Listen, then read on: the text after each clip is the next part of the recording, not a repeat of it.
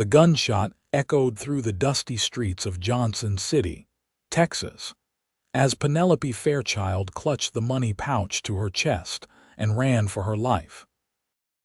The year was 1878, and what should have been a routine trip to the bank had turned into a nightmare when Jasper Kane's gang had decided to rob it while she was inside. Now, with her heart pounding against her ribs, she fled toward the only place she thought she might lose them, the dense forest that bordered the small frontier town. "Get that woman," the rough voice of the gang's leader carried on the wind. She saw our faces. Penelope's lungs burned as she pushed herself harder, the hem of her blue calico dress catching on brambles as she plunged into the tree line. The money wasn't even hers, it belonged to the orphanage where she worked as a teacher. The children were counting on those funds for food and supplies for the winter, and she wouldn't let these outlaws take it. The woods grew darker as she ventured deeper, the towering pines blocking out much of the afternoon sun. Branches scratched at her face and arms, but she didn't slow. The sounds of horses and angry men weren't far behind. Penelope's golden brown hair had come loose from its pins, flowing behind her like a banner that would surely give her away. She stumbled over a fallen log, nearly losing her footing. The orphanage money scattered briefly before she frantically gathered it back into the pouch. That moment's delay cost her. The thundering of hooves grew louder, closer. She darted behind a massive oak tree, trying to quiet her desperate breathing. "Search the woods, find her," a gruff voice commanded. Penelope could make out at least 4 riders spreading out among the trees. Panic seized her chest. These men wouldn't hesitate to kill her. Johnson City had seen 3 murders in the past month alone, all attributed to Jasper Kane's gang. Penelope had no weapon, no horse, and nowhere to hide. The forest that had seemed like salvation now felt like a trap. A twig snapped close by. Too close. Penelope bit her lip to keep from crying out, pressing herself against the rough bark of the oak. "Madam." A low voice called softly from behind her. Penelope whirled around, a scream building in her throat that was quickly muffled by a calloused hand. "Easy now," the stranger whispered, his blue eyes intense under the brim of his worn Stetson. "I ain't with them." When she stopped struggling, he slowly removed his hand. "Name's Kyle Remington. I saw what happened in town." He gestured toward the bandits. "Those men will kill you if they find you." "I know," Penelope whispered, clutching the money pouch tighter, "but I can't let them take this. It's for the children at the orphanage." Something in Kyle's expression softened. "Then we best get you somewhere safe." He glanced over his shoulder, gauging the distance to the bandits. "My horse is hidden about 50 yards back. Think you can run a little more?" Before Penelope could answer, a bullet splintered the bark near her head. "There she is," one of the bandits shouted. Kyle drew his revolver in a fluid motion and fired 2 shots in return. "Go," he urged, pushing Penelope ahead of him. "Run east, I'll cover you." Penelope sprinted through the underbrush, her heart hammering in her chest. More gunshots rang out behind her, the sound of return fire telling her that her mysterious rescuer was still fighting. She ducked under low-hanging branches, following what she hoped was an eastward direction. The sound of pounding hooves approaching from her left made her freeze.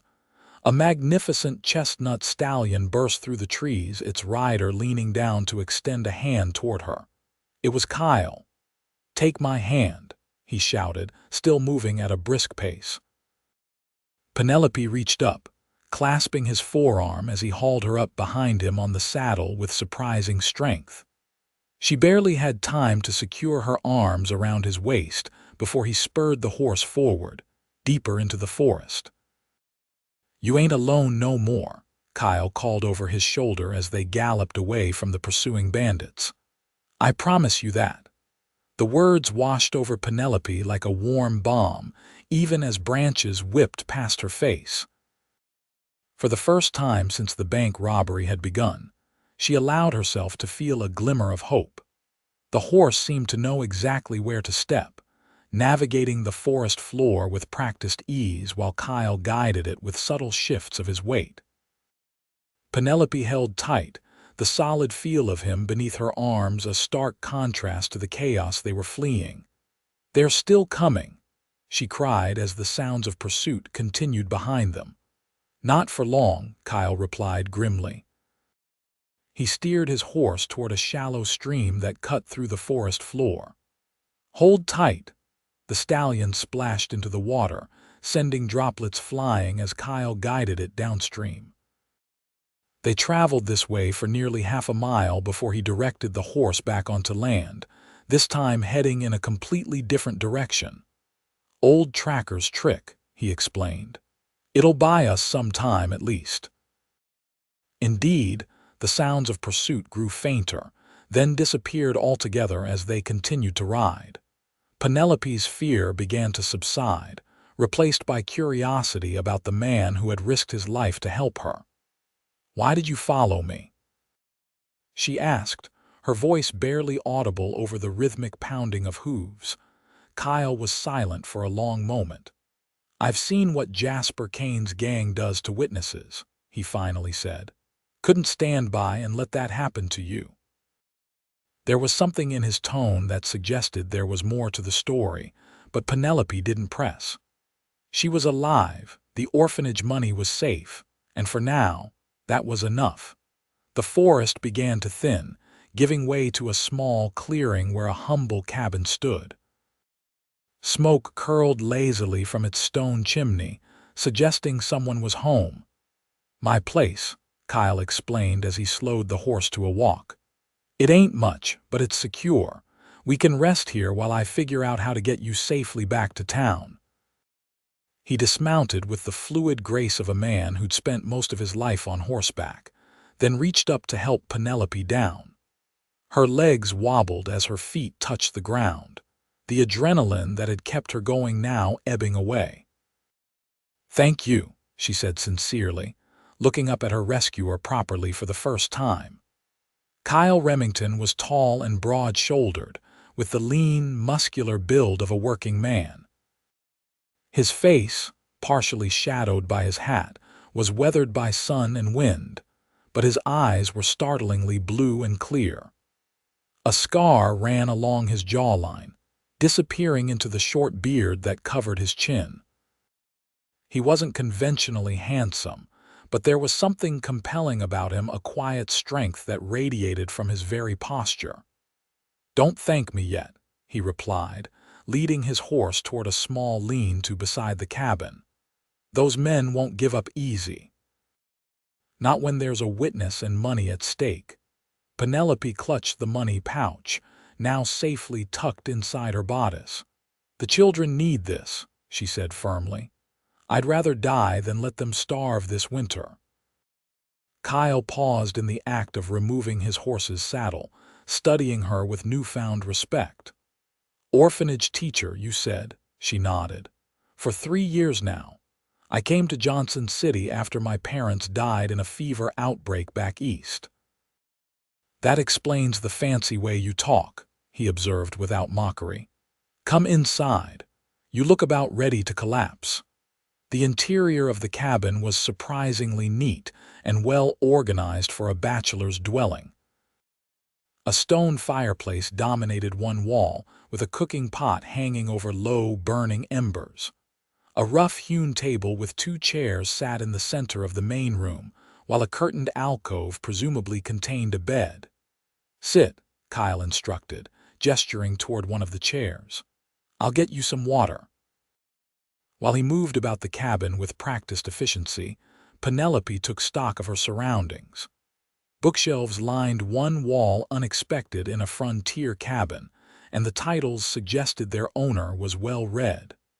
A gun rack held several rifles, all meticulously maintained.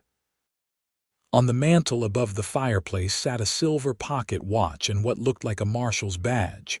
"You're a lawman?" she asked, surprised. Kyle set a cup of water in front of her before answering. "Was, Texas Ranger for 8 years. And now I mind my own business."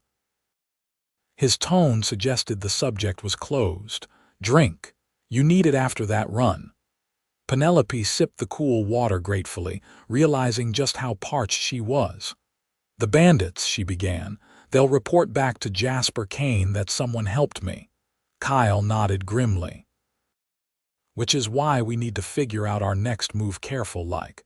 Kane's got men all over this county, informants in every town, including Johnson City, especially Johnson City. Why do you think the sheriff hasn't been able to catch him yet?" The implications of that sent a chill down Penelope's spine. "The children at the orphanage should be fine," Kyle assured her. "Kane's men won't harm children, not their style, but they will watch the orphanage, figuring you'll return there eventually." Penelope set down her cup with a trembling hand. "What do we do?" Kyle's eyes met hers, steady and determined. "First, we rest. Then we figure out how to get you and that money safely back to those children while dealing with Kane and his gang once and for all." Something in his voice made Penelope wonder if Kyle Remington had more personal reasons for wanting to stop the notorious outlaw. But as exhaustion finally overtook her, those questions would have to wait for another time. The approaching dusk painted the cabin in amber hues as Kyle stoked the fire and prepared a simple meal. Penelope had dozed in the chair, the events of the day finally catching up with her. He watched her for a moment, noting the stubborn set of her jaw even in sleep, the way her fingers still clutched at her bodice where she'd hidden the money pouch. She was unlike any woman he'd encountered in his years, riding for the Rangers, educated but practical, frightened but brave. Johnson City folks spoke well of the orphanage teacher who'd arrived from back east, but Kyle had never had occasion to meet her until today. As he set out bowls of venison stew, the slight noise roused her. Penelope blinked awake, momentarily confused by her surroundings before recognition dawned in her hazel eyes. "I'm sorry," she said, straightening in her chair. "I didn't mean to fall asleep." "Your body knew what it needed," Kyle replied simply, placing a spoon beside her bowl. "Eat. You'll need your strength." They ate in companionable silence for a while, the only sounds the crackling of the fire and the occasional hoot of an owl outside. Kyle was not a man accustomed to sharing his table or his thoughts, yet he found himself strangely comfortable with Penelope's presence. "How long have you lived out here?" she asked finally, breaking the silence. 2 years, he answered. "After I left the Rangers." Penelope studied him over her bowl. "May I ask why you left?" Kyle considered deflecting the question as he had earlier, but something in her direct gaze made him reconsider. "Difference of opinion with my superiors," he said carefully. "About Jasper Kane. You've been after him before then." 3 years ago, Kane and his gang raided a settlement near Austin, killed everyone, men, women, children. Kyle's jaw tightened at the memory. "My sister Hannah and her husband were among the dead." Penelope's expression softened with genuine sympathy. "I'm so sorry." Rangers tracked them for months, finally cornered them near the Red River. Kyle set down his spoon, his appetite gone. "Had them dead to rights, but orders came down to negotiate their surrender. Someone high up in Austin didn't want a bloodbath that would make the papers back east." "What happened?" Kane offered to give himself up if his men could go free. While the captain was considering the offer, they sprung an ambush. 3 good Rangers died. Kyle's voice had gone flat, emotionless.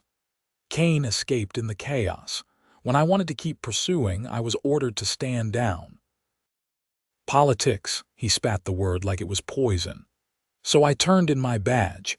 And you've been hunting him on your own since then," Penelope surmised. Kyle nodded once sharply, tracking his movements, learning his patterns, waiting for the right moment. His blue eyes locked with hers. Today might just be that moment. You're the first witness to see the entire gang together in months. I can describe them all, Penelope offered immediately. Every face. That could be valuable, but also dangerous. Kyle leaned forward. Kane knows that too, which is why he won't stop coming after you. Fear flickered across Penelope's face, but was quickly replaced by determination. I won't hide forever. Those children are depending on me. No one's asking you to hide forever, Kyle assured her. Just long enough for me to send word to some former Ranger colleagues I still trust, men who won't be swayed by politics. Hope sparked in Penelope's eyes. You think they'll help? For the chance to bring down Jasper Kane. They'd ride through hell itself. A ghost of a smile touched Kyle's lips for the first time since they'd met. But it'll take a few days for my message to reach them, and for them to get here. The children, Penelope began anxiously. I'll ride to the edge of town tomorrow, find someone trustworthy to get a message to the orphanage. Let them know you're safe and the money's secure. Kyle studied her reaction. Is there someone there you trust completely? Someone Kane's men wouldn't suspect, Penelope thought for a moment. Mrs. Abigail Wilson, our cook. She's been with the orphanage since before I arrived, and she has no connection to the town's politics. Good. I'll get word to her. Kyle rose to clear the dishes. For tonight, you take the bed. I'll sleep by the fire. I couldn't possibly. You can and you will. He cut her off firmly, but not unkindly. My ma would haunt me from her grave if I let a lady sleep on the floor while I took the bed. Something about the mention of his mother made Penelope smile. It was a warm, genuine expression that transformed her tired face and momentarily caught Kyle off guard. He turned away quickly, busying himself with the dishes to hide his reaction. There's a wash basin behind that screen, he said gruffly. And I've left one of my clean shirts for you to sleep in.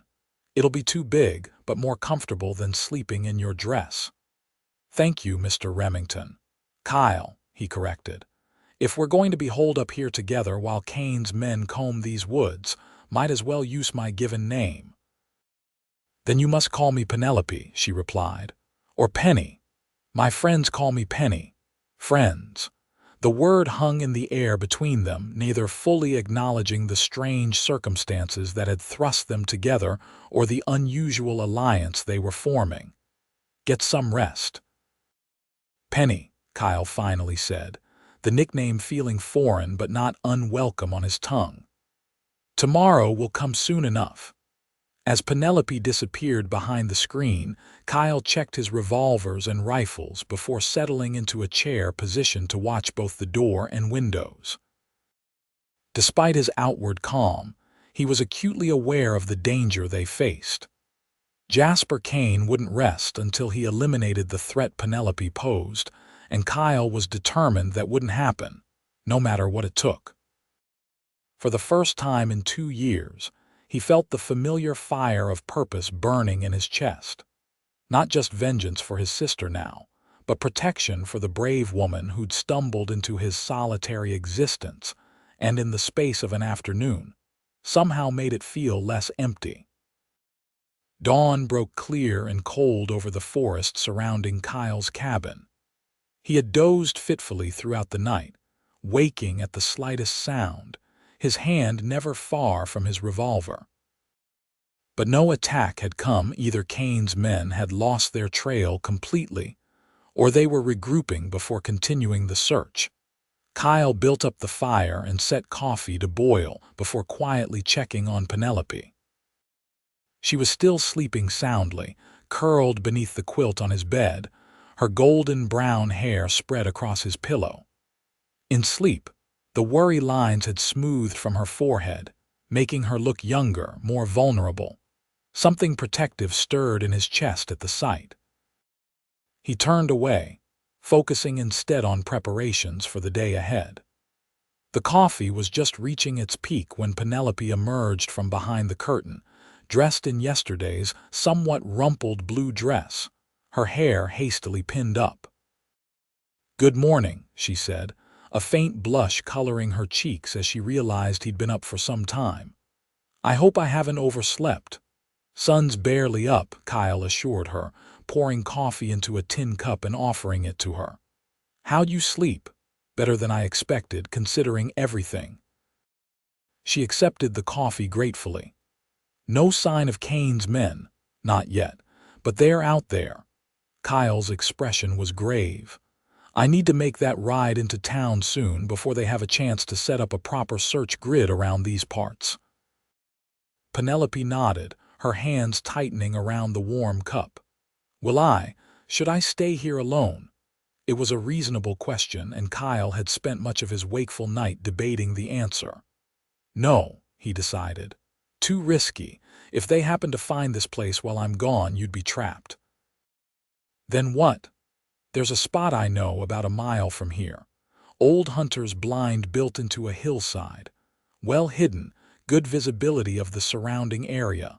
Kyle sipped his coffee. "I'll take you there, get you settled in. Should be safe enough for the few hours I'll be gone." Relief washed over Penelope's features. "Thank you.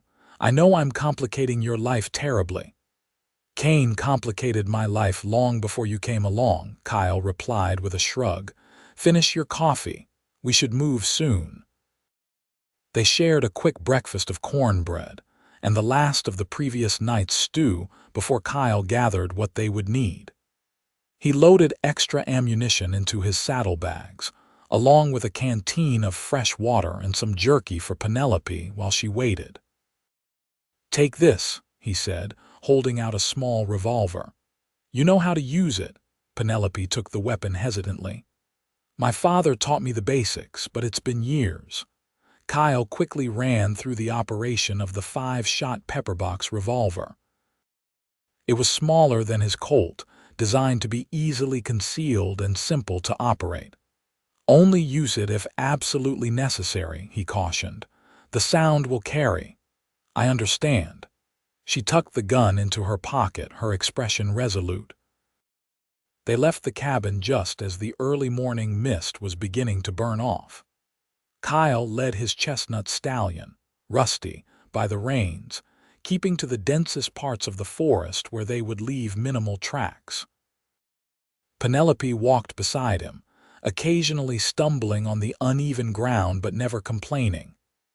"You're tougher than you look, schoolteacher," Kyle observed after she regained her balance from a particularly treacherous patch of ground.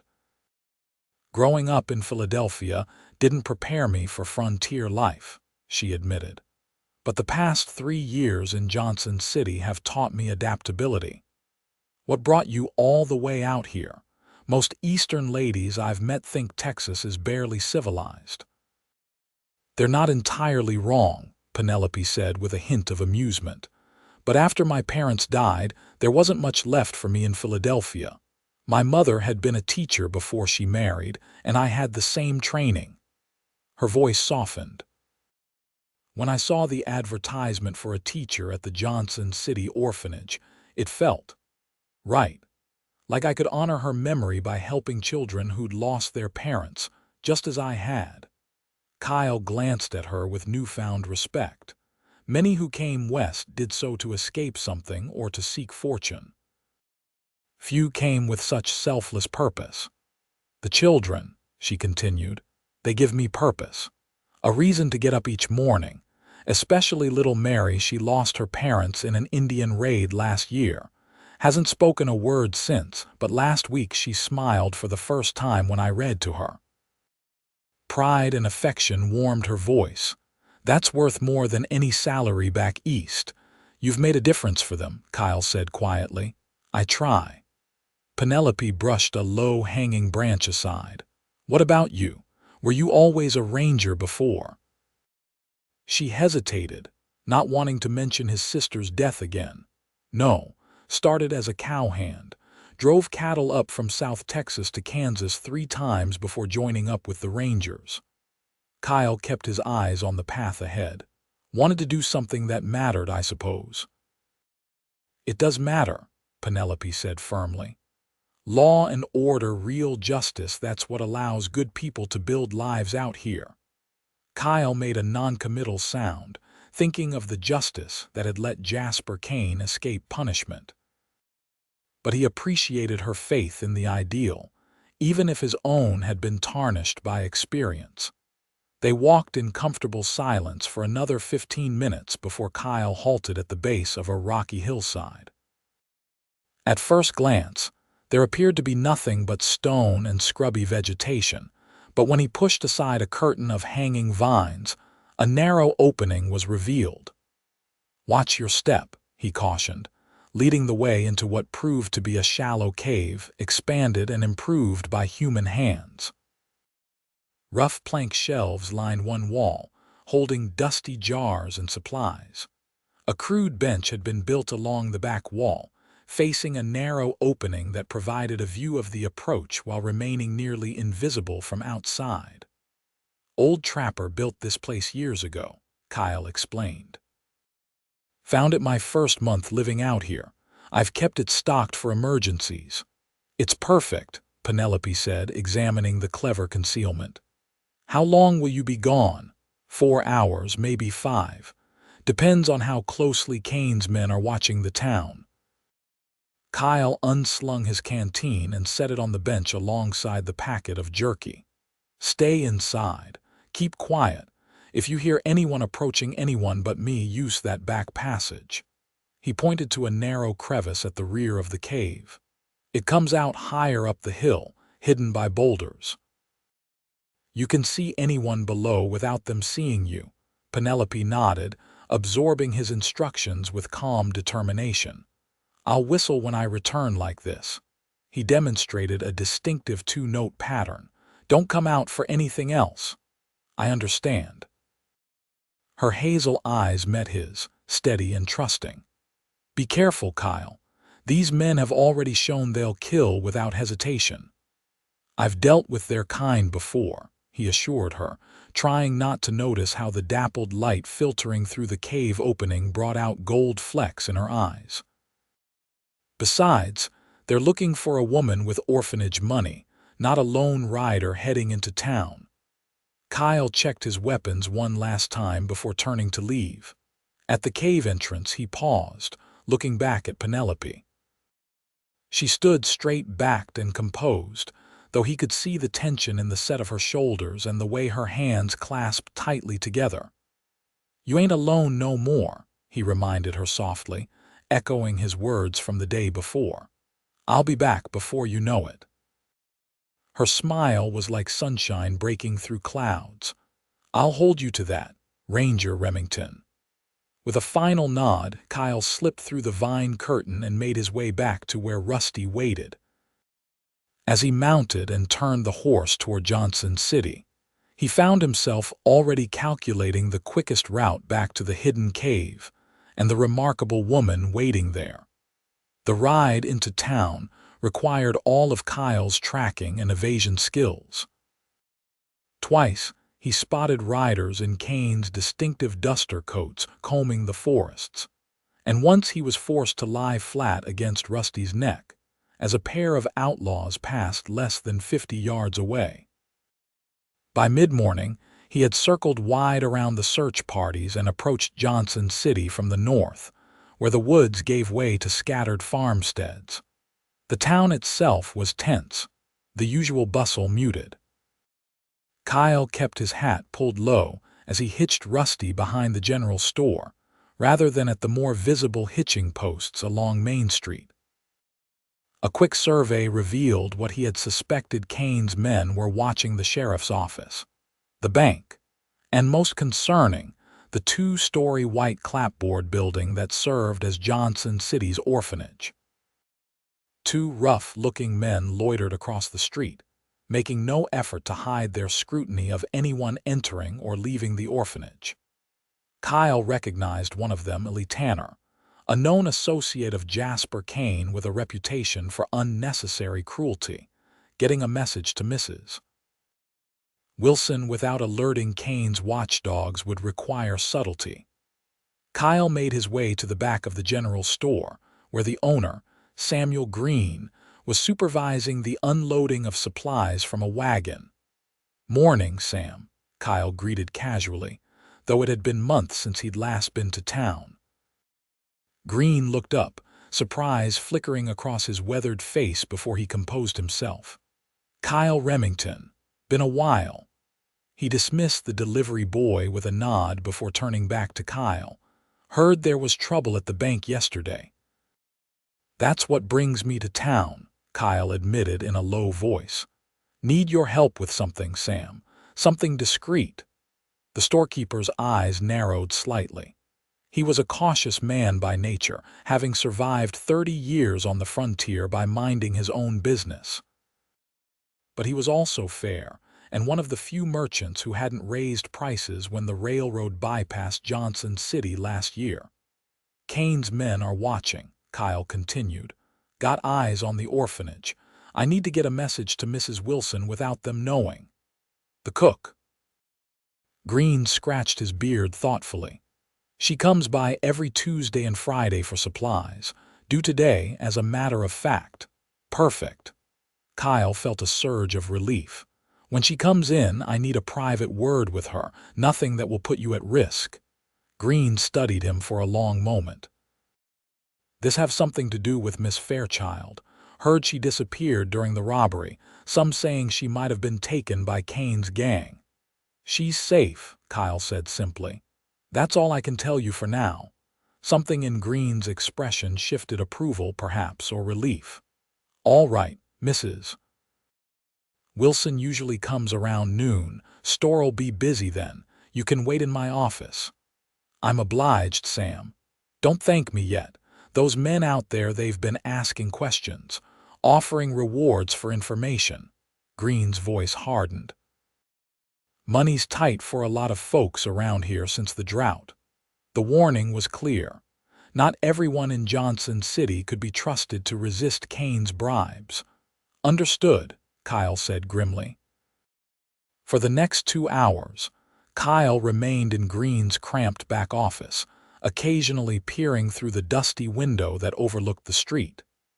Kane's men maintained their vigil, occasionally accosting passers-by who entered or left the orphanage. Their increasing frustration was evident in their aggressive postures. At precisely noon, a stout woman in a practical brown dress and white apron made her way down the street toward the general store. Mrs. Abigail Wilson moved with purpose, ignoring the looks from Kane's men as she passed.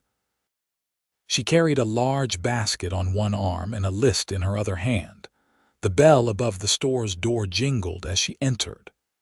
Kyle heard Green greet her warmly, before guiding her toward the back of the store under the pretense of showing her a new shipment of flour. Moments later, the office door opened. "Mrs. Wilson," Green said quietly, "this gentleman needs a private word with you. I'll be out front if you need anything." The cook's weathered face revealed nothing as she entered the office, waiting until the door closed behind Green before speaking. "You're Remington," she stated rather than asked. "The former ranger who lives out in the hills." Kyle nodded, surprised she knew of him. "Miss Fairchild mentioned you once, said you helped the Morrison family when their wagon broke down last winter." Mrs. Wilson set down her basket. "Is she alive?" "Yes, madam, she's safe," Kyle assured her. "She asked me to tell you specifically that the orphanage money is secure as well." Relief flooded the older woman's face, her stoic demeanor cracking momentarily. "Thank the Lord." The children have been beside themselves with worry, especially the older ones who understand what's happened. "She wanted you to know she'll return as soon as it's safe, but that might not be for a few days." Kyle kept his voice low. "Kane's men are watching the orphanage. They know she saw their faces during the robbery. Jasper Kane." Mrs. Wilson spat the name like a curse. "That man has brought nothing but misery to this county." She straightened her shoulders. "What does Miss Fairchild need from me? Just to keep the children calm and carry on as normal. Make sure they know she's thinking of them and will be back soon." Kyle hesitated. And if anyone asks, especially Sheriff Dawson, you haven't heard from her or about her." Mrs. Wilson's eyes narrowed. "You don't trust the sheriff?" "I don't trust anyone who's still in office after 3 bank robberies in 6 months, all by the same gang," Kyle replied bluntly. The cook considered this, then nodded sharply. "Very well. I'll keep the children's spirits up and my mouth shut." She paused. "Is there anything Miss Fairchild needs?" "Personal items, perhaps?" Kyle hadn't considered that. "If you could package up some clean clothes and anything else she might need for a few days, I'd be grateful. Nothing that would draw attention, though." "I know how to be discreet, Mr. Remington, Mrs. Wilson replied with a hint of asperity. "I'll have a bundle ready in 20 minutes. Will you be here to collect it?" "Yes, madam." As the cook turned to leave, she paused with her hand on the doorknob. "Mr. Remington, Miss Fairchild is special to all of us at the orphanage. Those children adore her, and she has done more good in this town in 3 years than most do in a lifetime." Her eyes, faded blue with age, were suddenly piercing. "You bring her back to us safely, you hear?" "Yes, madam," Kyle repeated, more solemnly this time. "You have my word." True to her promise, Mrs. Wilson returned within the hour, carrying a small cloth-wrapped bundle that she slipped to Kyle with practiced discretion. "Clean dress, personal necessities, and a letter from the children," she explained quietly. "Also some peppermint candies. The little ones insisted." Kyle tucked the bundle into his saddlebag, touched by the thoughtfulness. "Thank you. There's something else you should know," Mrs. Wilson added, glancing toward the store's front. "One of Kane's men was asking about you specifically this morning, described your horse, your cabin location.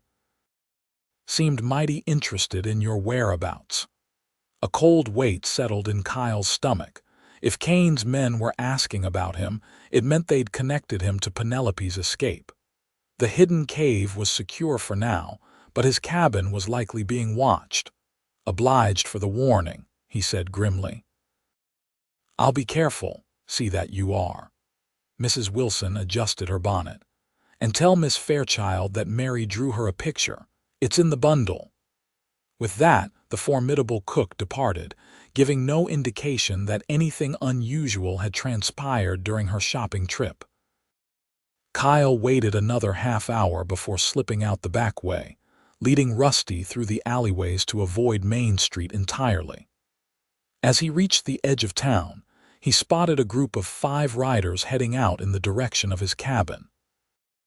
The lead rider's distinctive red bandana identified him as Silas Watts, Kane's second in command. Changing course immediately, Kyle guided Rusty into a dry creek bed that provided cover as he paralleled the rider's path. His suspicions were confirmed. They were heading directly toward his cabin, likely planning to ambush him there. Once the riders were out of sight, Kyle urged Rusty into a gallop, taking a circuitous route back toward the hunter's blind where Penelope waited. The detour added nearly an hour to his journey, but he couldn't risk being followed. The sun was well past its zenith when Kyle finally approached the hidden cave. He dismounted some distance away, securing Rusty in a dense thicket before proceeding on foot. At the vine-covered entrance, he paused to listen for any sign of trouble before giving the agreed-upon whistle. For a heart-stopping moment, there was no response. Then the vines parted, and Penelope's face appeared, relief washing over her features. "You're back," she breathed, stepping aside to let him enter. "I was starting to worry. Had to take the long way around," Kyle explained, setting down the bundle from Mrs. Wilson. "Kane's men are searching my cabin by now." Alarm flashed across Penelope's face. "How did they know?" "Someone in town must have recognized me or seen Rusty." Kyle crouched to open the bundle. "Mrs. Wilson sent these for you. Said to tell you the children are fine, just worried about you." Penelope's fingers trembled slightly as she unfolded the cloth, revealing the clean dress, a small package of female necessities, and several folded papers. A handful of peppermint sticks tumbled out, making her laugh softly despite the circumstances. "The children," she explained, picking up one of the candies. "They know these are my favorite." She unfolded the top paper, revealing a childish drawing of a woman with exaggerated yellow hair standing beside what appeared to be a house with many small figures in front of it. At the bottom, in careful, blocky letters, was written, "Come home soon, Miss Penny." "Mary," Penelope whispered, tracing the signature with gentle fingers. She wrote her name. Tears welled in her eyes. "This is the first time she's written anything since she came to us." Kyle looked away, giving her a moment of privacy as she examined the other letters from the children. The naked emotion on her face made him uncomfortable, not because he disapproved, but because it stirred something long dormant within him, something that recognized and responded to such open-hearted compassion. "We have a problem," he said finally, when she had composed herself. "My cabin isn't safe anymore, and Kane's men are watching the roads around Johnson City more closely now." "What does that mean for us?" Penelope asked, carefully folding the children's letters and tucking them into her pocket. "It means we need a new plan." Kyle sat on the rough bench, running a hand through his hair. "My message to my ranger friends won't reach them for at least another day, maybe two. We need somewhere secure to wait. Could we stay here? For tonight, yes, but it's not ideal for a longer stay. No proper water source nearby, and if Kane's men are thorough in their search, they might eventually find it." Kyle considered their options. "There's an old line shack about 15 miles west, belongs to the Triple R Ranch. Might be empty this time of year." 15 miles, Penelope echoed, looking down at her impractical town shoes, already worn from yesterday's flight through the forest. Kyle followed her gaze. "We'll ride double on Rusty. He's strong enough to carry us both that distance." Night was falling by the time they'd gathered what supplies they could from the hunter's blind and prepared to leave. Penelope had changed into the clean dress. Mrs. Wilson had sent a practical brown calico that would blend better with the forest than her blue one had. "Ready?" Kyle asked as he helped her onto Rusty's back before mounting behind her. "As I'll ever be," she replied, her voice steady despite the uncertainty they faced. As they set off through the darkening forest, Kyle was acutely aware of Penelope's warmth pressed against him, the subtle floral scent of her hair when it occasionally brushed his chin. This close proximity was unfamiliar, almost intimate in a way that made him both uncomfortable and oddly protective. They rode in silence for the most part, Kyle focusing on navigating the difficult terrain by the light of a half-moon. Occasionally, Penelope would point out potential hazards he might have missed, her sharp eyes proving as valuable as his woodcraft. "You're good at this," he remarked after she spotted a partially concealed sinkhole in time for him to guide Rusty around it. 3 years of chaperoning orphanage nature walks," she replied with a soft laugh. "You learn to spot trouble before 20 children can run straight into it." The casual comment offered another glimpse into her life, the daily responsibilities and small joys that defined her existence in Johnson City. Kyle found himself curious about more than just the practical details of her work. He wanted to know what made her laugh, what dreams had brought her west, what sorrows she carried beneath her composed exterior. Such curiosity was dangerous, he reminded himself. Their alliance was temporary, born of necessity. Once Kane was dealt with, and Penelope was safely back at her orphanage, they would return to their separate lives, she to her children, he to his solitude. Yet as they continued through the night, the steady rhythm of Rusty's hooves beneath them and the vast Texas sky overhead, that future seemed less certain than it had just days before. The line shack appeared just before midnight, a simple structure of rough-hewn logs with a stone chimney, nestled in a small clearing surrounded by pine trees. Kyle circled it twice, checking for any signs of recent occupation before approaching. "Wait here," he instructed, helping Penelope down from Rusty before dismounting himself. Drawing his revolver, he approached the shack cautiously, peering through the single window before trying the door. The interior was dusty but empty, containing only the basic furnishings: a small table with 2 chairs, a cast iron stove, and a narrow bunk built into one wall. A layer of undisturbed dust covered everything, confirming that no one had visited in weeks. "It's clear," he called to Penelope, holstering his weapon. "Not exactly the Palmer House Hotel, but it'll do. After sleeping in a cave, this looks positively luxurious," she replied with a tired smile, following him inside. Kyle busied himself lighting the oil lamp hanging from a ceiling beam while Penelope examined their temporary shelter. Despite her evident exhaustion, she immediately began straightening the room, wiping dust from the table and chairs with a corner of her shawl. "You don't need to do that," Kyle protested. "I don't mind. It helps to have something useful to do." She continued her impromptu cleaning. "Besides, I've learned that maintaining order, even in difficult circumstances, brings a sense of normalcy."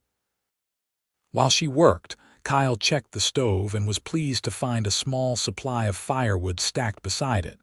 Within minutes, he had a fire going, the warmth slowly pushing back the night's chill. "There's only one bed," Penelope observed, her tone carefully neutral. "I'll sleep on the floor," Kyle said immediately.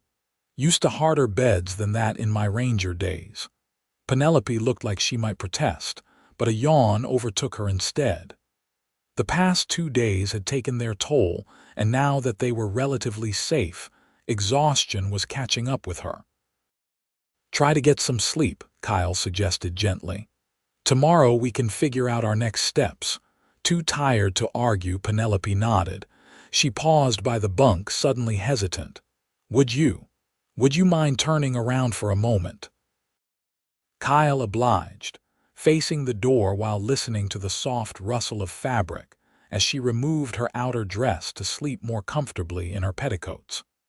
The domesticity of the moment struck him as oddly poignant, this small courtesy exchanged in the midst of their dangerous circumstances.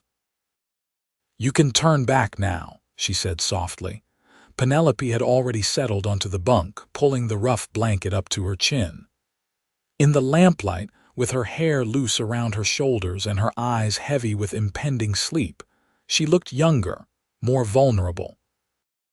"Good night, Kyle," she murmured, her eyes already drifting closed. "Good night, Penny," he replied, the nickname coming more naturally now. Kyle waited until her breathing had deepened and slowed before banking the fire and settling himself on the floor near the door, his revolver within easy reach. Despite his own fatigue, he knew sleep would be elusive. Not just because of the hard floor or the threat of Kane's men, but because of the woman sleeping just a few feet away, a woman who had somehow, in the space of 2 days, made him question the solitary path he had chosen after leaving the Rangers. As dawn broke over the line shack, Penelope awoke to the smell of coffee and the quiet sounds of movement. She opened her eyes to find Kyle already up and about, tending a small fire in the stove where a battered coffee pot simmered. "Morning," he greeted, noticing her stirring. "Hope I didn't wake you." "No," she assured him, sitting up and quickly smoothing her hair. "I'm usually up with the sun at the orphanage. The children are early risers." Kyle poured coffee into a tin cup and brought it to her. "Not much for breakfast, I'm afraid." "Just some jerky and hardtack from my saddlebags." "That's fine." Penelope accepted the cup gratefully, inhaling the rich aroma before taking a cautious sip. "Thank you." While she enjoyed the coffee, Kyle moved to the window, peering out at the surrounding forest with the watchful gaze of a man accustomed to danger. "No sign of anyone," he reported, "but we should assume Kane's men are still searching. What's our plan?" Penelope asked, setting aside the empty cup and reaching for her dress, which she draped over the foot of the bunk the night before. Kyle turned his back again without being asked, giving her privacy to dress. "My message should reach my ranger friends by tomorrow at the latest. Micah Davis is stationed near Austin now. He was with me the day Kane escaped. He'll come and likely bring a few others. And until then, we stay put, keep watch, and prepare." Kyle's voice was steady, reassuring. "Line shack is defensible if it comes to that. Good sight lines, solid walls." Penelope finished buttoning her dress and moved to join him at the window. "You think it will come to a fight?" It wasn't a question, but Kyle answered anyway. "Kane's desperate. He knows you can identify his entire gang, and now he knows I'm helping you." His jaw tightened. "He'll keep coming until he finds us, or until my friends arrive with enough men to take him down for good." Penelope absorbed this grim assessment with remarkable composure. "Then we should make the most of our time," she said practically. "What can I do to help prepare?" Kyle looked at her with newfound respect. Many women indeed, many men would be paralyzed by fear in their situation. Yet Penelope faced it with clear-eyed determination. "You handle a rifle before?" he asked. "My father taught me the basics, like I said about the pistol, but that was years ago." "Time for a refresher, then." Kyle retrieved his Winchester repeater from where it leaned against the wall. "If trouble comes, I want you able to defend yourself." For the next hour, he walked her through the operation of the rifle, how to load it, aim it, and clean it. Penelope proved an apt pupil, her hands initially uncertain but growing steadier with practice. "Good," Kyle approved as she correctly disassembled and reassembled the weapon. "You're a quick study." "I've taught children their letters for 3 years," she replied with a hint of pride. "Seems only fair I should be able to learn something new myself." They spent the remainder of the morning securing the line shack, as best they could, blocking the single window with a makeshift shutter, positioning furniture to provide cover if needed, and establishing a system of signals in case they needed to communicate silently. As they worked side by side, Kyle found himself studying Penelope when she wasn't looking. There was an efficiency to her movements, a practical intelligence in her suggestions that belied her refined upbringing. She wasn't just enduring their situation. She was actively engaging with it, offering ideas and taking initiative. "What?" she asked, catching him watching her as she arranged stones to better support the wobbly table. "Just thinking you'd have made a good ranger," he said honestly. Penelope laughed, a genuine sound that brightened the rustic cabin. "I'm not sure the Texas Rangers are ready for female members, Mr. Remington." "Their loss," he replied simply, surprising himself with the sincerity behind the words. A faint blush colored Penelope's cheeks, and she busied herself with adjusting the stones. "Tell me about your ranger friends," she said after a moment. "The ones coming to help us." Kyle leaned against the wall, rifle cradled in his arms as he kept an eye on the window. "Micah Davis was my partner for 4 years, best tracker I ever knew, and steady in a fight. Samuel Elliott joined up the same time I did, quiet man, but deadly accurate with a rifle. And James Cooper, we called him Coop, he was the youngest of our group, but had more natural ability than any of us."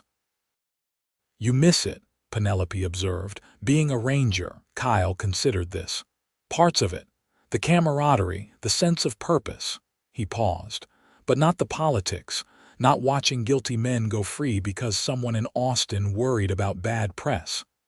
Is that why you've been hunting Kane alone?" To find that purpose again, the question was astute, cutting closer to the truth than Kyle was comfortable acknowledging. Partly, he admitted. And for Hannah, my sister deserved justice. Tell me about her, Penelope said gently. Your sister. No one had asked him about Hannah in a long time. Most people in these parts either didn't know about his loss or avoided the subject out of awkward sympathy. But Penelope's request seemed born of genuine interest rather than morbid curiosity. She was 4 years younger than me, Kyle began, the words coming easier than he expected. Smart as a whip. Always had her nose in a book, even as a girl. Our pa wanted her to stay close to home, marry a local boy, but Hannah had bigger ideas. A ghost of a smile touched his lips at the memory. She went east to school, met Thomas, her husband, at a lecture on modern agriculture. They came back to Texas full of plans for scientific farming methods, irrigation systems. His voice grew softer. They were building something good, something that would have lasted. I'm so sorry, Kyle, Penelope said, and the simple sincerity in her voice reached places in him that had been closed off for years. Kane took that from them, from all the families at that settlement. Kyle's hand tightened on the rifle. That's why he can't be allowed to escape again. Penelope moved closer, placing a gentle hand on his arm. We won't let that happen. The quiet confidence in her voice, the use of we instead of you, struck Kyle powerfully. For 2 years, he'd carried his mission alone, isolating himself from connections that might distract him from his purpose. Yet in just 3 days, this orphanage teacher had somehow breached those carefully constructed walls. Before he could respond, a distant sound caught his attention, the whinny of a horse, followed by the faint but unmistakable creak of saddle leather. Someone's coming, he whispered, instantly alert. Get down, away from the window. Penelope complied immediately, grabbing the loaded revolver from the table as she moved to the corner beside the stove, where she'd have a clear shot at the door if needed. Kyle peered carefully around the edge of the shuttered window, his experienced eyes scanning the tree line. At first, he saw nothing. Then a flash of movement caught his eye, a rider emerging from the forest about 100 yards away, but it wasn't one of Kane's men. Micah, Kyle breathed, recognizing the distinctive slouch of his former partner even at this distance. Relief flooded through him. It's all right, he called to Penelope. It's my friend, the ranger I told you about. Kyle opened the lined shack's door, stepping onto the small porch and raising his hand in greeting. Micah Davis spotted him immediately, urging his horse forward at a faster pace. Remington, you old wolf. Micah called as he approached, his weathered face breaking into a grin beneath his mustache. Got your message yesterday. Rode straight through. Glad to see you, Micah, Kyle replied honestly as his friend dismounted. The two men clasped forearms in greeting. Didn't expect you so soon. Fortunate timing. Was already headed this way on another matter when your messenger found me. Micah's sharp eyes took in the secured shack and Kyle's vigilant posture. Your note said you had Kane cornered. That's still the case. Not exactly cornered, Kyle admitted. But I've got a witness who can identify his entire gang.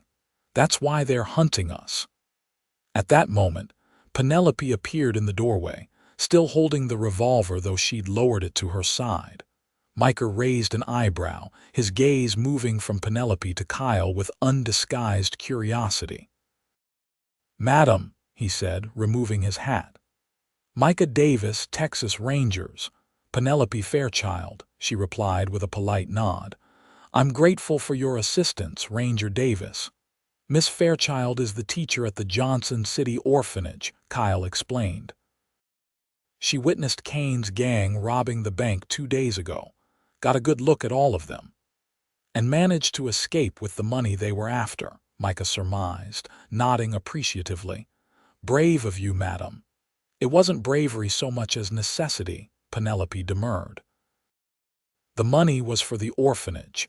The children need it for winter supplies. Micah's respect visibly increased. Still, not many would have risked their lives. He turned back to Kyle. Elliot and Cooper are a day behind me. Figure they'll be here by tomorrow morning. How many men does Kane have? At least 8 that I've seen, Kyle replied grimly. Maybe more. They've been searching the woods around my cabin and watching the town, especially the orphanage. Sounds like Kane, Micah agreed. He always was thorough when it came to eliminating witnesses. Penelope paled slightly at the blunt assessment, but her voice remained steady. What's our next step, gentlemen? The question, practical and direct, seemed to impress Micah as much as it had Kyle. Well, madam, once Elliot and Cooper arrive, we'll have 4 experienced rangers against Kane's 8. Not ideal odds, but we've faced worse. 5, Penelope corrected firmly. I may not be a ranger, but I can handle a rifle well enough to defend myself, as Mr. Remington can attest. Micah looked to Kyle, who nodded confirmation. She's a quick study, he said simply. 5 it is, then, Micah conceded with a small smile. Though I hope it won't come to putting your rifle skills to the test, Miss Fairchild. As do I, Ranger Davis. But I prefer to be prepared for all eventualities. The 3 of them moved inside the line shack, where Micah removed his dusty coat and accepted the cup of coffee Kyle offered. As they settled around the small table, the ranger provided an update on the situation beyond their immediate vicinity. Kane's getting bolder, Micah reported. Not just bank robberies anymore. 3 stagecoaches held up in the last month, and rumor has it he's planning something bigger, maybe a train. That fits with what I've been hearing, Kyle agreed. He's gathering men, ammunition. Which is why Austin's finally taking notice. After 2 years of looking the other way, they can't ignore the threat to the railroad. Micah's tone held the same bitterness Kyle felt about the politics that had allowed Kane to escape justice for so long. There's a price on his head now. $5,000, dead or alive. Dead would be preferable, Kyle said quietly, his thoughts turning to Hannah. Penelope studied him with a mixture of understanding and concern. Justice, not vengeance, she reminded him gently. Kyle met her gaze, surprised by how easily she'd read his thoughts. Sometimes they're the same thing. Rarely, she countered. Your sister wouldn't want her memory to turn you into something you're not. The observation, delivered with such quiet confidence, struck Kyle silent. Micah glanced between them, his expression thoughtful. Miss Fairchild has a point, the ranger said finally. We bring Kane in according to the law. That's what separates us from him. Kyle nodded, acknowledging the truth in their words, even as part of him still yearned for more immediate retribution. So we wait for Elliot and Cooper, then formulate a plan. Actually, Micah said, leaning forward, I've been thinking on the ride over. Kane's searching for you too, but he doesn't know about me or the others coming. That gives us an advantage. What are you suggesting? Penelope asked. A trap, Micah explained. Using the one thing Kane wants most right now, you, Miss Fairchild, or rather the appearance of you. Understanding dawned in Kyle's eyes. Bait, he said flatly, already disliking the direction of Micah's thoughts. Not Miss Fairchild herself, Micah clarified quickly. But a rumor, strategically placed, that she's been spotted returning to Johnson City. Kane would move fast to intercept her. And walk right into an ambush, Kyle finished. Precisely. We choose the ground, set the terms of engagement. Much better than waiting for them to find us here. Kyle glanced at Penelope, expecting her to reject such a risky plan outright. To his surprise, she appeared to be considering it carefully. It could work, she said slowly. Especially if the rumor suggests I'm returning for something specific, something Kane would believe I'd risk capture to retrieve. The orphanage records, Kyle suggested, remembering how protective she was of her charges. Kane would believe you'd risk returning for important documents related to the children. Penelope nodded.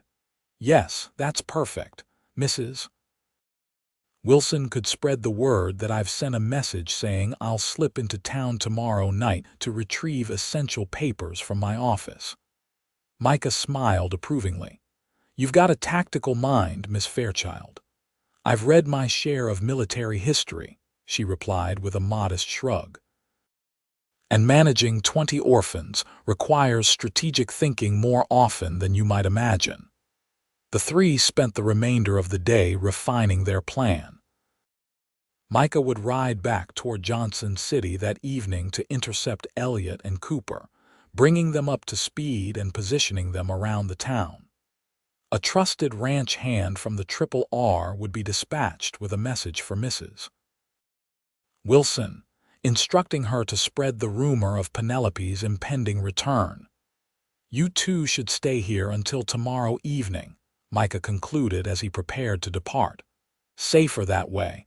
I'll send word when everything's in place. As the sun began to set, Micah mounted his horse and set off, leaving Kyle and Penelope alone once more in the line shack. The atmosphere between them had shifted subtly since Micah's arrival. The reality of their situation, the imminent confrontation with Kane, bringing a new tension to their interactions. Penelope stood in the doorway, watching until Micah disappeared into the trees. "You think it will work?" she asked quietly. "If anyone can pull it off, it's Micah and the others," Kyle assured her, coming to stand beside her. "They're good men. The best." "I know you wish you could go with him," she observed, glancing up at him. "Instead of staying here to guard me," Kyle shook his head. "My place is here." The certainty in his voice surprised even him. 2 days ago, he would have chafed at being left behind while his former partners pursued Kane. Now, the thought of leaving Penelope unprotected was unthinkable.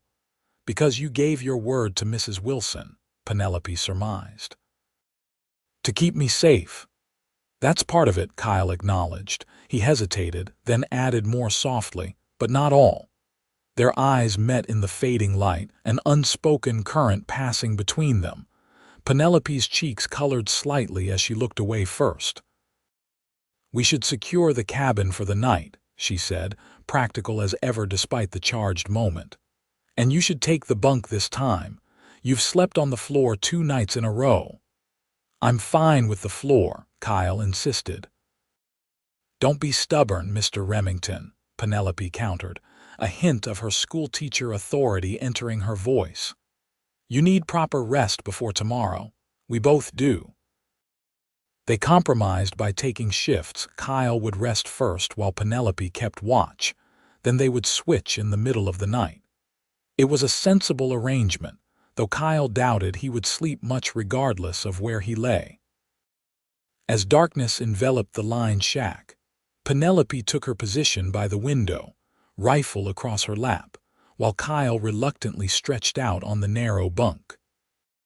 From this vantage, he could observe her profile illuminated by the soft glow of the oil lamp, her straight posture, the determined set of her jaw, the way she methodically scanned the surrounding forest every few minutes.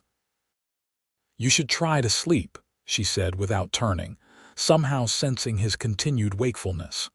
"Just thinking," he replied. "About tomorrow. About what comes after," Kyle admitted. "If all goes according to plan, Kane will be captured or dead by this time tomorrow night." Penelope turned to look at him then. "You'll have justice for your sister." "Yes." The prospect should have filled him with satisfaction, yet Kyle found himself strangely conflicted. "For 2 years, that's been my only purpose, the thing that got me up each morning. And now you're wondering what will replace it," Penelope said softly, understanding in her eyes. Kyle nodded, surprised by her perception. "Seems strange to be thinking about that now, with everything that's at stake." "Not strange at all," she assured him. "Endings make us consider beginnings. It's human nature." The simple wisdom in her words resonated deeply. Kyle found himself wondering what might begin when this chapter of his life finally closed, and whether Penelope Fairchild might somehow be part of that new beginning. "Get some rest, Kyle," she said gently. "Tomorrow will come soon enough." As he closed his eyes, Kyle realized that for the first time in years, he was looking forward to what the future might hold rather than dwelling on the past he couldn't change. The night passed without incident, their watch shifts exchanged with quiet efficiency when the moon reached its zenith. Kyle found himself oddly reluctant to wake Penelope when her turn to rest came, struck by how peaceful she looked in sleep, the worry lines smoothed from her forehead. Morning brought a return of tension as they prepared for the day ahead. They spoke little as they shared a meager breakfast, each lost in private thoughts about what the coming hours might bring. By mid-afternoon, their vigil was rewarded by the arrival of a young ranch hand from the Triple R, bearing a message from Micah. The plan was proceeding as arranged. Elliot and Cooper had arrived. Mrs. Wilson had spread the rumor about Penelope's intended return, and Kane's men had taken the bait. "The Rangers are in position around town," Kyle reported, reading Micah's note. "We're to head in after sunset, approach from the north using the creek bed as cover." Penelope nodded, her face composed though her hands betrayed her nervousness, twisting the fabric of her skirt. "I should be there," she said suddenly. "Not just waiting on the outskirts while you and the Rangers face Kane." "Absolutely not," Kyle replied immediately. "It's too dangerous." "I'm the witness," she insisted. "The one who can positively identify every member of the gang." "What if you capture Kane but some of his men escape? Without my testimony, they might go free." Kyle wanted to argue further, but the logic of her position was undeniable. Still, the thought of Penelope anywhere near the impending confrontation filled him with dread. "You'll stay with me," he said finally, his tone brooking no argument. "And at the first sign of trouble you retreat." "Understood." "Understood," she agreed, relief evident in her expression. "Thank you for not dismissing my concerns outright." "I've learned better than to underestimate you, Penny," Kyle said, the nickname slipping out naturally now. As sunset approached, they prepared to depart. Penelope changed back into her blue dress, the one she'd been wearing during the bank robbery to maintain consistency with the rumor's misses. Wilson had spread. Kyle ensured both his revolvers were fully loaded and the Winchester rifle was secured to Rusty's saddle. "Ready?" he asked as twilight descended. Penelope drew a deep breath, squaring her shoulders. "Ready." They rode double on Rusty once more, Penelope seated before Kyle as they made their way carefully toward Johnson City. The 15-mile journey was taken at a deliberate pace, mindful of avoiding detection by any of Kane's scouts who might be patrolling the area. Darkness had fully fallen by the time they reached the creek bed that would provide cover for their approach to town. In the distance, the lights of Johnson City glimmered like fallen stars, deceptively peaceful. "Micah should be watching for us near the North Bridge," Kyle whispered as they dismounted, tethering Rusty to a sturdy tree. "From there, we'll get a better sense of Kane's positioning." They moved on foot along the creek bed, the sound of running water masking their footsteps. Kyle led the way, occasionally reaching back to steady Penelope when the terrain grew particularly treacherous. Despite the gravity of their situation, he found himself acutely aware of her presence behind him, the soft rustle of her skirts, her measured breathing, the determination in her every movement. As they neared the outskirts of town, a low whistle signaled Micah's presence. The ranger materialized from the shadows beneath the small wooden bridge, nodding in greeting. "Right on time," he said softly. "Kane took the bait. He's got men watching the orphanage from all sides, and he's personally overseeing the operation from the saloon." "How many altogether?" Kyle asked. 8 that we've counted. 4 at the orphanage, 2 watching the roads out of town, Kane and his second in command at the saloon. And our forces. Cooper's positioned on the roof of the Mercantile, covering the street with his rifle. Elliot is near the sheriff's office. He's convinced Dawson to cooperate, or at least stay out of the way. Micah's expression suggested the conversation with the sheriff had not been entirely amicable. I'll be moving into position near the orphanage once I get you two settled. Where do you want us?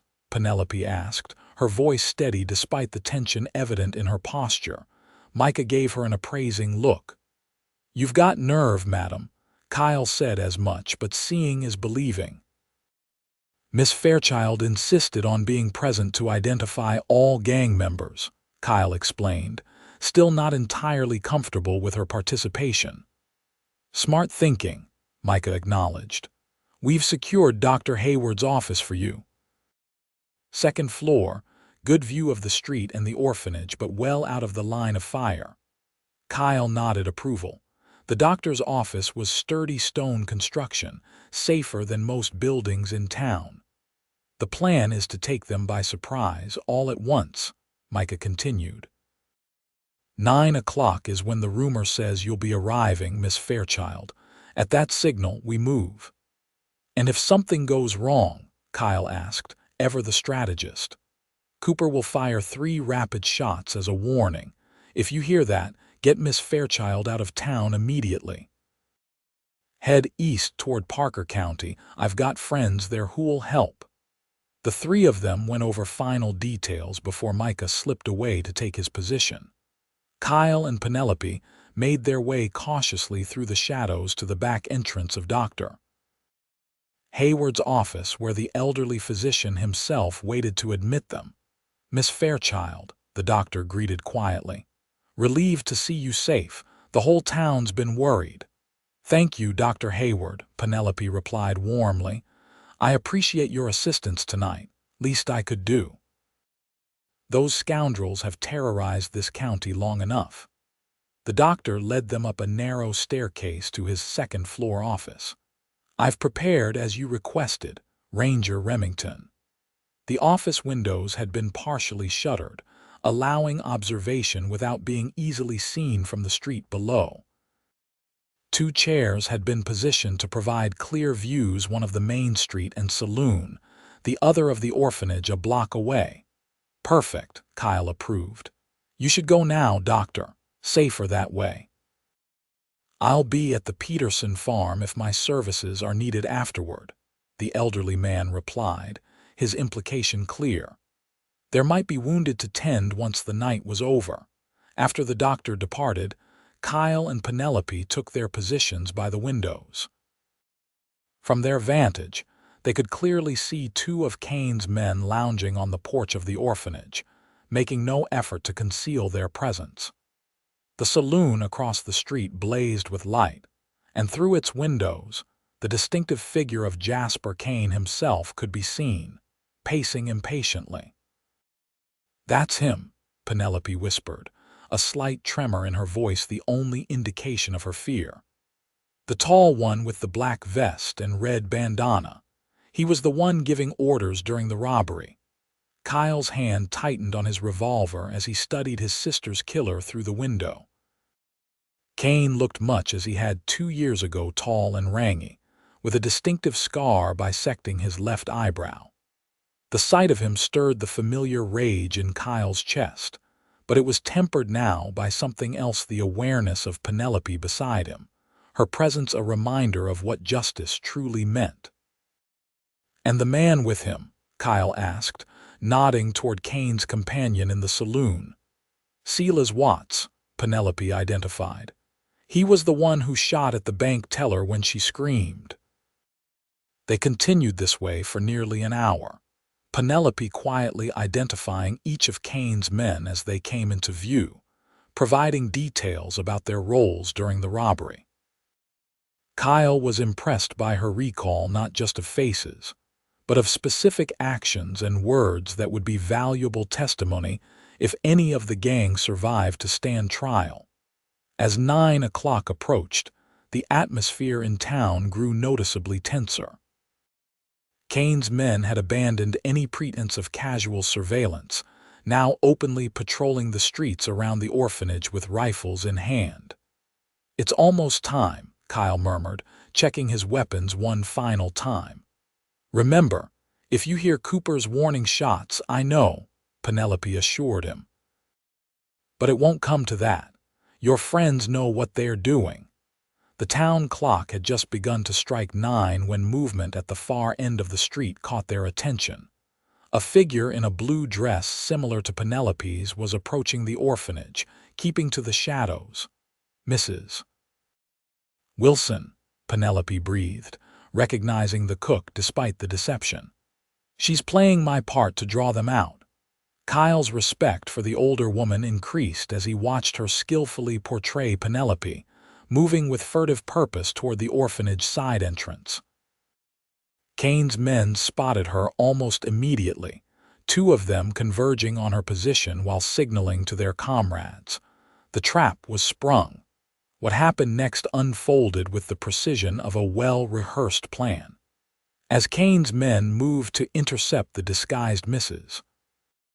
Wilson, Micah emerged from his hiding place behind the orphanage water trough, revolver drawn. "Texas Rangers," his voice rang out in the night air. "Drop your weapons." Simultaneously, Cooper rose from his concealed position on the mercantile roof, rifle aimed at the saloon, while Elliot stepped into the street near the sheriff's office, blocking the escape route from the other direction. For a heartbeat, time seemed suspended. Then chaos erupted. Kane's men reacted with the desperation of cornered outlaws. Gunfire erupted from multiple positions, the sharp reports shattering the night's quiet. Mrs. Wilson dove for cover behind a rain barrel, showing surprising agility for her age. From their vantage in the doctor's office, Kyle and Penelope watched as Micah exchanged fire with 2 of Kane's men, his aim true as both outlaws fell. Cooper's rifle barked from the rooftop, the sharp report followed by the crash of breaking glass as one of the saloon windows shattered. "Kane's making a run for it," Kyle reported tensely, watching as the gang leader and Watts burst from the saloon's back door. "They're heading for the stables." Without hesitation, Kyle moved toward the office door. "Stay here," he instructed Penelope. "Don't leave until I come for you or one of the Rangers calls the all clear." "Kyle, be careful," Penelope urged, real fear in her eyes now, not for herself, but for him. "I will," he promised, their gazes holding for a moment longer before he turned and raced down the stairs. The gunfight had spread across the main street, townspeople who hadn't fled taking cover wherever they could find it. Kyle moved through the shadows behind the buildings, avoiding the main conflict as he tracked Kane's path toward the livery stable. As he approached, Kyle could hear the frantic sounds of horses being saddled. Drawing his revolver, he positioned himself at the stable's side door, waiting for the right moment. Kane and Watts emerged moments later, leading 2 saddled horses.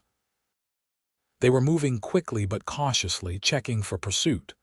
"Drop your weapons, Kane," Kyle called out, stepping into view with his revolver leveled. "It's over." Both outlaws froze, then Kane's face twisted with recognition. "Remington," he spat. "Should have known you'd be behind this." 2 years I've been waiting for this moment," Kyle replied, his voice deadly calm. "For Hannah, for all the others." "Your sister," Kane laughed, a harsh sound without humor. "She begged for mercy, you know, called your name at the end." The taunt was designed to provoke, to make Kyle lose focus. 2 years ago it might have worked, but now, with Penelope's words echoing in his mind, justice, not vengeance, Kyle held steady. "On your knees," he ordered. "Hands where I can see them." Watts looked ready to comply, but Kane wasn't finished. "Watts," he muttered. "Now." The second in command drew with surprising speed, but Kyle was faster. His first shot caught Watts in the shoulder, spinning him around. His second struck Kane in the leg as the outlaw reached for his hidden derringer, dropping him to one knee. "It's done, Kane," Kyle said, advancing cautiously. "You're going to hang for what you did. All legal and proper." Kane's face contorted with rage and pain. "Not yet, Ranger," he snarled, raising his derringer with his left hand. The shot that followed didn't come from Kane's small pistol or from Kyle's revolver. It came from behind Kyle, the bullet striking Kane's hand, sending the derringer flying. Kyle glanced back to see Micah approaching, rifle still raised. "Thought you could use some backup," the Ranger said calmly. Together, they secured both outlaws, binding their wounds before leading them at gunpoint back toward the center of town. The gunfire had largely ceased, replaced by the sounds of moaning wounded and the gathering crowd of townspeople emerging from their shelters. "Cooper and Elliot?" Kyle asked as they marched their prisoners down the street. "Both fine," Micah reported. "We got 6 of Kane's men altogether, 4 wounded, 2 dead. None of ours hurt beyond some minor scrapes." Relief washed over Kyle as they reached the sheriff's office, where Elliot waited to help secure the prisoners. Kane glared at Kyle with undisguised hatred as he was led inside, but the former Ranger felt none of the satisfaction he had expected at this moment. Instead, his thoughts were already turning elsewhere, to the doctor's office where Penelope waited. "Go on," Micah said, reading his expression. "We've got this handled. Make sure Miss Fairchild is all right." Kyle needed no further encouragement. He made his way quickly back to the doctor's office, taking the stairs 2 at a time. "Penny," he called as he reached the top. The door opened immediately, and Penelope stood there, relief flooding her features as she saw him unharmed. Without a word, she stepped forward and embraced him tightly, her face pressed against his chest. "You're all right," she breathed, her voice muffled against his shirt. "When I heard all that shooting—" Kyle's arms encircled her automatically, one hand coming up to cradle the back of her head. "I'm fine," he assured her. "It's over. Kane and his men are in custody." Penelope pulled back slightly, looking up at him with shining eyes. "Your sister has her justice." "Yes," Kyle agreed, the realization still settling into his consciousness. The mission that had driven him for 2 years was complete. Hannah could rest now, and perhaps he could finally begin to live again. Their gazes held for a long moment, something unspoken passing between them. Then Penelope seemed to become aware of their close embrace, a blush rising to her cheeks as she stepped back. "The orphanage," she said suddenly. "I should check on the children. They must be frightened after all that gunfire." "Of course," Kyle agreed, though he found himself reluctant to end this moment between them. "I'll escort you there." As they made their way down to the street, the town was beginning to return to order. Sheriff Dawson, finally showing some initiative, was organizing a group of deputies to secure the area and assist the wounded. Dr. Hayward had returned and was tending to injuries, both among the outlaws and the few townspeople caught in the crossfire. They found Mrs. Wilson at the orphanage, still wearing the blue dress she'd used as a disguise, but now surrounded by a group of wide-eyed children in nightclothes. When the children spotted Penelope, a cheer went up, several of the younger ones rushing to embrace her. "Miss Penny, you're back. We missed you." "Did you fight the bad men?" Penelope knelt to gather as many of the children into her arms as she could reach, tears of joy streaming down her face. "Yes, I'm back," she assured them, "and I'm not going anywhere." A small girl with solemn eyes, Mary, Kyle presumed from Penelope's descriptions, pushed through the group to touch Penelope's cheek, as if confirming she was real. "Hello, sweetheart," Penelope said softly. "Did you get my letter?" "I got yours. It was beautiful." The child nodded and to Kyle's amazement spoke in a small, rusty voice. "You came back." "I promised I would, didn't I?" Penelope replied, fresh tears springing to her eyes at hearing Mary speak. "And I always keep my promises." Kyle watched from a respectful distance, struck by the tableau before him. This was Penelope in her element, surrounded by the children who clearly adored her, who needed her. This was where she belonged. The realization brought with it a bittersweet pang. With Kane captured and her safety secured, there was no longer any reason for their paths to remain intertwined. She would return to her teaching, to these children who depended on her. And Kyle wasn't sure what came next for him. The purpose that had driven him for 2 years was fulfilled. His former ranger colleagues would likely offer him the chance to rejoin their ranks. Micah had hinted as much during their planning. But standing here, watching Penelope with her charges, Kyle found himself contemplating a different future than he had imagined just days ago. Mrs. Wilson approached him, having shed the blue dress to reveal her regular attire beneath. "Mr. Remington," she said warmly, "I believe thanks are in order. You brought our Miss Fairchild back to us safely, just as you promised." "She brought herself back, madam," Kyle replied honestly. "I just provided some assistance along the way." The cook's shrewd eyes studied him. More than assistance, I'd wager, based on the way she looks at you." Before Kyle could respond to this startling observation, Mrs. Wilson continued briskly. "The children will be wanting their hot chocolate to calm them before bed. Would you care to join us? I believe Miss Fairchild would appreciate your company." The invitation, unexpected but welcome, gave Kyle the excuse he needed to linger. "Thank you, Mrs. Wilson. I'd like that." The next hour passed in a blur of activity as the children were settled with mugs of cocoa, eager to hear about Penelope's adventure but gradually succumbing to the late hour and the soothing warmth of their drinks. Kyle found himself drafted into service, carrying sleeping younger children to their beds while Penelope tucked them in with practiced efficiency. It was nearly midnight by the time the last child was settled, and Kyle found himself alone with Penelope in the small sitting room adjacent to her quarters. Mrs. Wilson had discreetly retired, leaving them with a pot of coffee and the comfortable quiet that follows intense activity. "I can't thank you enough," Penelope said softly, cradling her coffee cup between her hands. "For everything. The money is secure, Kane is captured, and most importantly, the children are safe." "You did most of it yourself," Kyle reminded her. "Running from the bank, keeping your wits about you in the forest, helping plan the trap."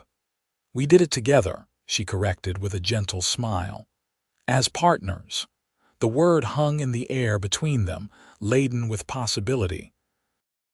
Kyle found himself at a crossroads, one path leading back to his solitary cabin, and the familiar isolation he had chosen after leaving the Rangers, the other leading towards something he hadn't allowed himself to consider in years.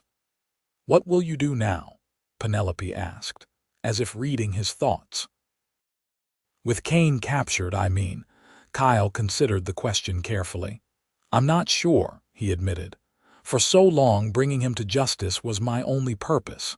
Now—" He trailed off, uncertain how to articulate the shifting landscape of his future.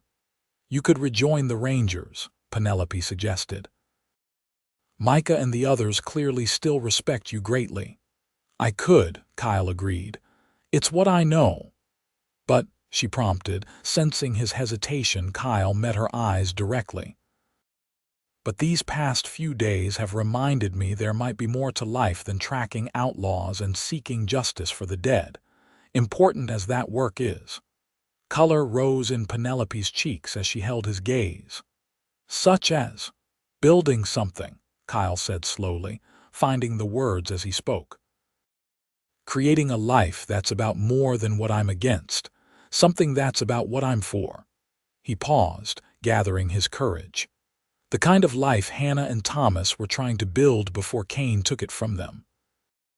"That sounds like a worthy purpose," Penelope said softly, her eyes never leaving his. "It would be." Kyle set down his coffee cup, leaning slightly forward. "But I'm not sure I could do it alone." The implication of his words hung in the air between them, a question unasked but clear nonetheless. Penelope's breath caught, her lips parting slightly as understanding dawned in her expressive eyes. "Kyle," she began, uncertainty and hope mingling in her voice. "Are you saying the moment was interrupted by a knock at the door?" Micah stood there, hat in hand, apologetic but determined. "Sorry to disturb you both," the ranger said, "but there's some paperwork that needs attending to before we transfer the prisoners to Austin tomorrow. We need Miss Fairchild's statement while everything's fresh in her mind." Penelope composed herself quickly, the consummate professional once more. "Of course, Ranger Davis, I'd be happy to provide my statement now." The fragile moment between them had been broken, but as Penelope rose to follow Micah, she paused beside Kyle's chair, her hand briefly touching his shoulder. "Perhaps we could continue our conversation tomorrow," she suggested, her voice low enough that only he could hear. "There's a lovely spot by the creek just behind the orphanage. The children have a picnic there every Sunday after church." "I'd like that," Kyle replied, covering her hand with his own for a brief, electric moment. As he watched her leave with Micah, Kyle felt something he hadn't experienced in years: genuine hope for what the future might hold. The next morning dawned clear and bright, a perfect October Sunday in the Texas Hill Country. Kyle had spent the night at the town's small hotel, accepting Micah's offer to share his room rather than making the long ride back to his cabin in the dark. After a hearty breakfast at the hotel dining room, Kyle made his way to the church, where most of Johnson City's residents would be gathering for the weekly service. He wasn't much for organized religion himself, but he found himself drawn to the white clapboard building by the knowledge that Penelope would be there with her charges. He slipped into a back pew just as the service was beginning, his gaze immediately finding Penelope seated near the front, surrounded by neatly dressed children ranging from toddlers to teenagers. She was resplendent in a simple green dress, her golden brown hair arranged more elegantly than he had yet seen it. As if sensing his presence, she glanced back, her face lighting with a smile when she spotted him. Kyle felt an answering warmth spread through his chest, a sensation both foreign and welcome after years of emotional isolation. The service passed in a blur of hymns and sermons, Kyle barely registering the preacher's words as his thoughts remained fixed on the conversation awaiting him. When the final benediction was pronounced, he waited patiently as Penelope organized her charges for their procession out of the church. "Mr. Remington," she greeted formally as she approached, mindful of the curious gazes of Johnson City's residents. "How lovely to see you in church this morning." "Miss Fairchild," he replied with equal propriety, tipping his hat. "I thought I might join you and the children for your picnic if the invitation still stands." "Of course," she said, her eyes conveying much more than her polite words. "We would be delighted to have you." The picnic spot was indeed lovely, a grassy clearing beside the gentle creek that wound behind the orphanage grounds. The children scattered to play after consuming the simple meal Mrs. Wilson had prepared, leaving Kyle and Penelope seated on a blanket beneath the dappled shade of a large oak tree.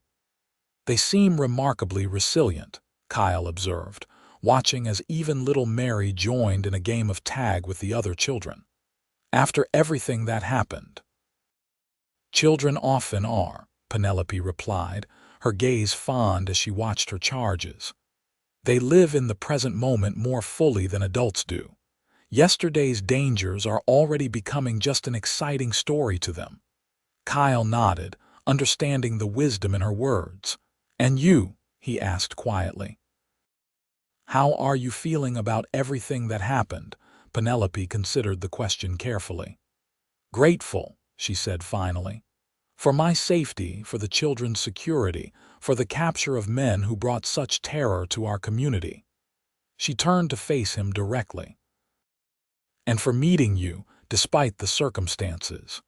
The openness in her expression gave Kyle the courage to continue where they had left off the night before. "I meant what I said yesterday," he began, "about building something worthwhile, something that matters." "I believe you did," she encouraged when he hesitated. Kyle took a deep breath. "Penny, I've spent 2 years alone with my grief and my need for vengeance. I thought that was all that was left for me after Hannah died, but these past few days with you." He searched for the right words. "You've reminded me there's more to life than the past, that there can be a future worth living for." Penelope's eyes shone with emotion as she listened. "I know it's sudden," Kyle continued, emboldened by her expression. "We've only known each other a few days.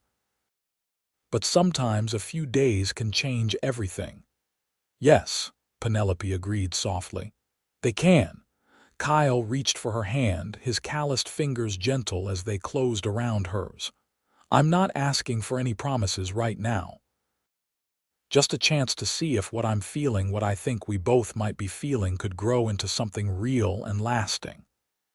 "And what exactly are you feeling, Kyle Remington?" Penelope asked, a hint of teasing in her voice despite the seriousness of the moment. "That you're the most remarkable woman I've ever met," he answered honestly. "Brave, intelligent, compassionate. That when I'm with you, I remember the man I wanted to be before grief and anger took over. And that I'd like nothing better than to spend more time with you, getting to know you properly, outside of danger and desperate circumstances." Penelope's free hand came up to touch his cheek, the gesture both tender and bold for a woman of her proper upbringing.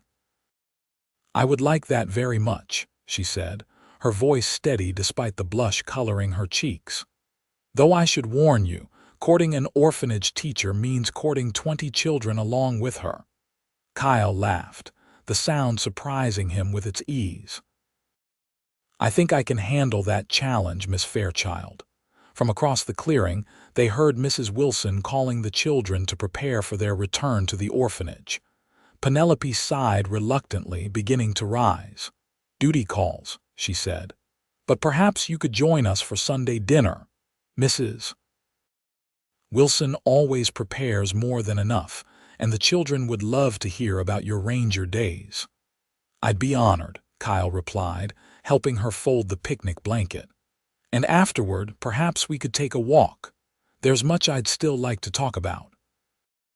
"I'd like that," Penelope said, her smile holding all the promise of new beginnings.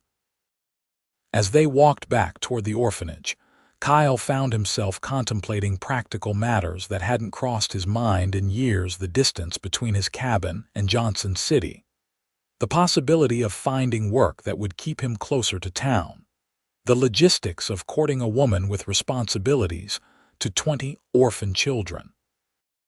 But as Penelope's hand found his again, giving it a gentle squeeze before they came into view of the orphanage, Kyle knew that these were welcome challenges, part of the new purpose he had found in the most unexpected of circumstances. "You ain't alone no more," he had promised her in those first desperate moments in the forest, never imagining how true those words would become for both of them. 3 months later, on a crisp January morning, Kyle stood beside Micah Davis on the porch of what had once been his isolated cabin, watching as the last of his possessions was loaded onto a wagon bound for Johnson City. "Still can't believe you're doing this," Micah said, though his tone held approval rather than criticism. "Trading your bachelor ways for town life and 20 adopted children." Kyle smiled, adjusting the marshal's badge pinned to his vest, a position he had accepted at the town council's unanimous request, following Sheriff Dawson's hasty retirement once his connections to Kane had been exposed.